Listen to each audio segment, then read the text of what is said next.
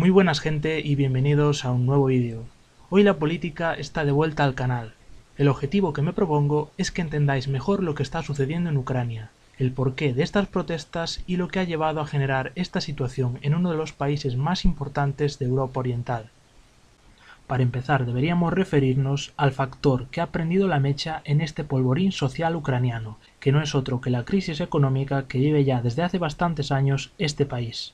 Tenemos por tanto unos datos muy pésimos. En el último periodo ha caído el PIB en torno a un 18%. Para poneros un ejemplo práctico, hay que recordar que en todo este tiempo el PIB de España no ha llegado a caer más del 2%.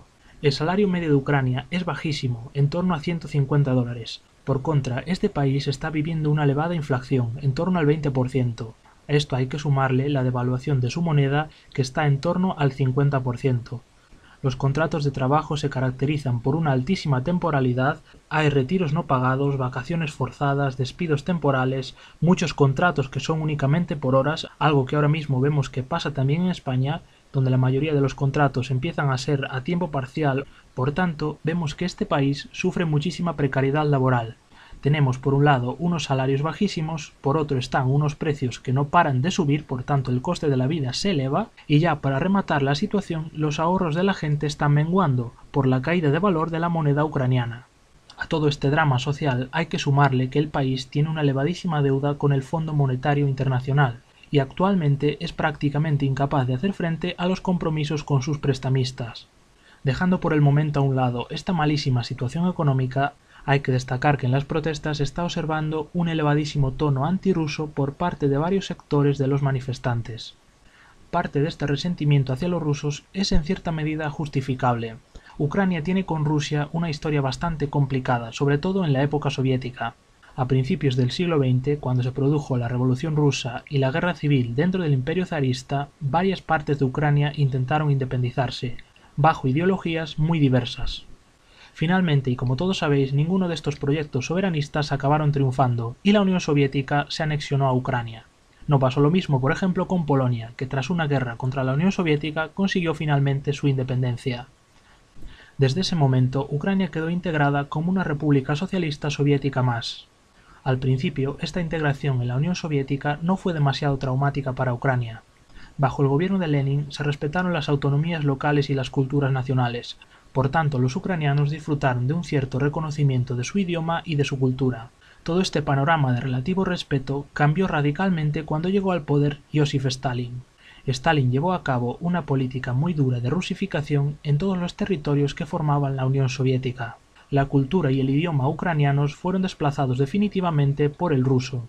No contento con la práctica supresión de la cultura ucraniana, Stalin se dedicó a fomentar hambrunas dentro de esta república soviética, lo que condujo a millones de muertos por hambre. Con su muerte en 1953, la Unión Soviética cambió radicalmente sus políticas. Se volvieron a permitir las distintas expresiones culturales de los diversos pueblos soviéticos. Además, mucha gente deportada a Siberia por razones políticas pudo volver a su casa. Stalin durante su mandato llegó a acusar a muchos pueblos soviéticos de colaboración abierta con los nazis. Esto condujo a deportaciones masivas a Siberia, siendo uno de los pueblos afectados los ucranianos. Otro ejemplo de esto lo vemos en los chechenos, los cuales fueron deportados en su práctica totalidad a Siberia. Por supuesto, cuando se formó el nuevo gobierno soviético, a la gran mayoría de estos deportados se les permitió volver a sus tierras de origen. Encontramos entonces en estos terribles hechos históricos un trágico precedente para que se pueda generar mucho odio dentro de la sociedad ucraniana. Esto sin duda creo yo que ha sido aprovechado por terceros países para en la actualidad enfrentar a rusos y ucranianos.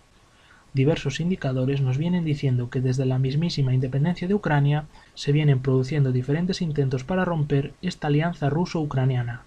En resumidas cuentas, en primer lugar vemos por qué la gente está protestando en la calle y es por esta crisis económica, y en segundo lugar observamos la razón por la que muchos de estos manifestantes son abiertamente antirrusos. Todo este odio histórico y su promoción por distintos grupos ha terminado por cuajar y ahora mismo las protestas tienen un elevado signo antirruso. Por parte de esta gente ya no se trata de ver a Rusia como un potencial aliado o como un país hermano, sino más bien de verla como un enemigo. Entonces se abrazan a la Unión Europea como una antítesis de Rusia.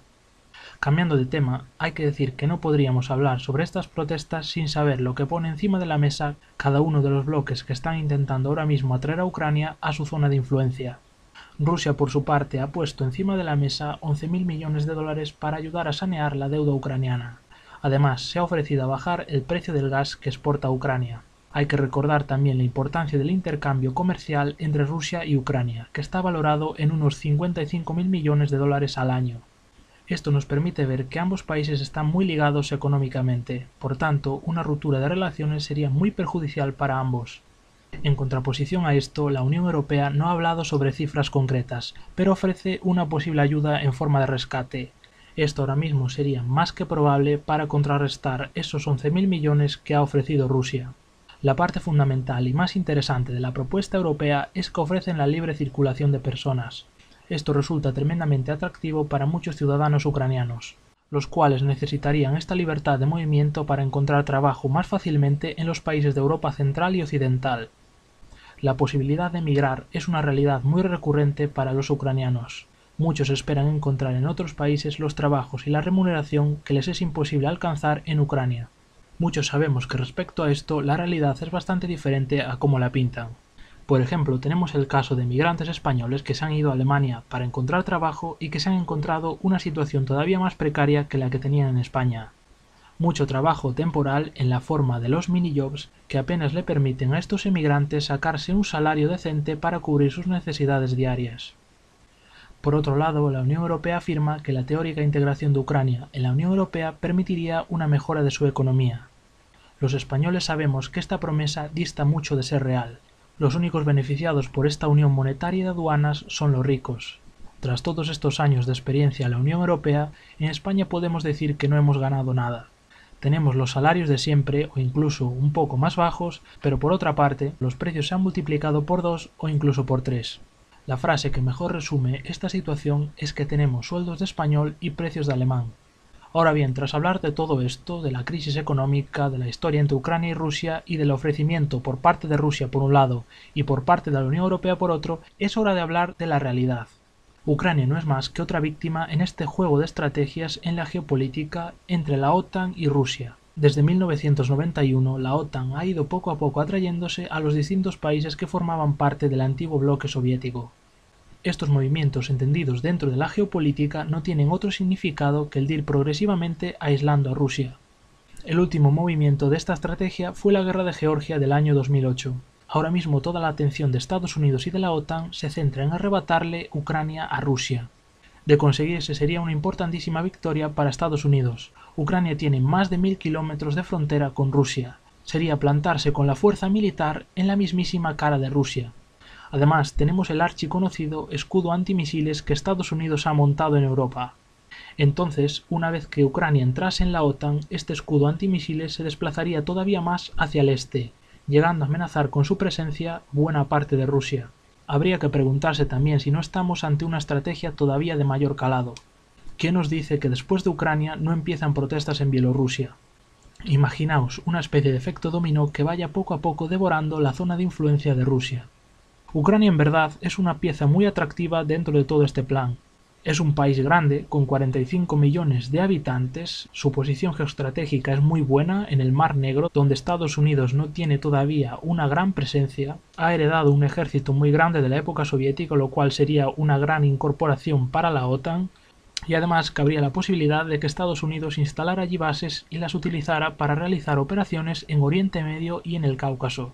Estas bases serían presumiblemente mucho más seguras que las que tiene en Turquía, puesto que en Turquía hay mucha inestabilidad debido a la presión separatista que están ejerciendo los kurdos y también a la guerra con Siria. Hablamos entonces de unas hipotéticas bases que estarían en una posición excelente, ni muy cerca ni muy lejos de la zona caliente que es Oriente Medio. Esto sin contar, por supuesto, la posición de la que ya hablamos contra Rusia. Si este hipotético caso de que Ucrania entrara en la OTAN llegara a cumplirse, habría un gran detalle que crearía mucho conflicto. Rusia ahora mismo tiene alquilada la gran base naval de Sebastopol, en el sur de Ucrania. Es evidente que los rusos no van a renunciar de una forma tan rápida a su mayor base naval en el Mar Negro. Ya para acabar el vídeo, me gustaría proponeros una reflexión. Ucrania actualmente gasta en torno al 1% de su PIB en defensa, Irónicamente, los países integrantes de la OTAN tienen como obligación gastar al menos el 2% de su PIB en el ejército. Es más, desde los organismos que dirigen la OTAN se recomienda que se aumente el gasto militar por encima incluso de este 2%.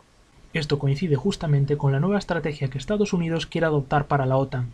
Se trataría de reducir la aportación que hace Estados Unidos a la alianza y subir la aportación que hacen los demás miembros. Entonces, de ser así, y una vez consumada esta revolución entre comillas, ya digo, llamadla como queráis, Ucrania tendría que doblar su presupuesto militar. Y yo me pregunto, ¿en qué medida ayuda esto a un país que está en crisis, que tiene un caos social ahora mismo montado, cuyos habitantes lo están pasando muy mal, que no tiene dinero para hacer frente a sus deudas y que ahora encima quieren aumentar su presupuesto en defensa? Una sencilla explicación la encontramos en el caso de Grecia. Curiosamente, y digo curiosamente de una forma muy irónica, los mismos que le prestan dinero a Grecia son los mismos que le venden material militar y material antidisturbios. Estos países son Alemania y Francia principalmente. Por tanto, están retroalimentando una situación que destruye a Grecia. Prestan dinero a los griegos para que estos le sigan comprando armas. Estamos ante un ciclo vicioso que ha llevado a Grecia a estar donde está hoy en día. Es de suponer que en Ucrania pasaría lo mismo, que los mismos que les prestan dinero fueran luego los mismos que les venden armas para llegar a cumplir esos requisitos que exige la OTAN. Con esto doy por terminado el vídeo. Espero que os haya servido para algo, que realmente hayáis, aprendido algo sobre la situación en Ucrania y sobre cómo funciona la geopolítica en el mundo, todo se ha dicho de paso. Nos vemos como siempre en el próximo vídeo. Chao.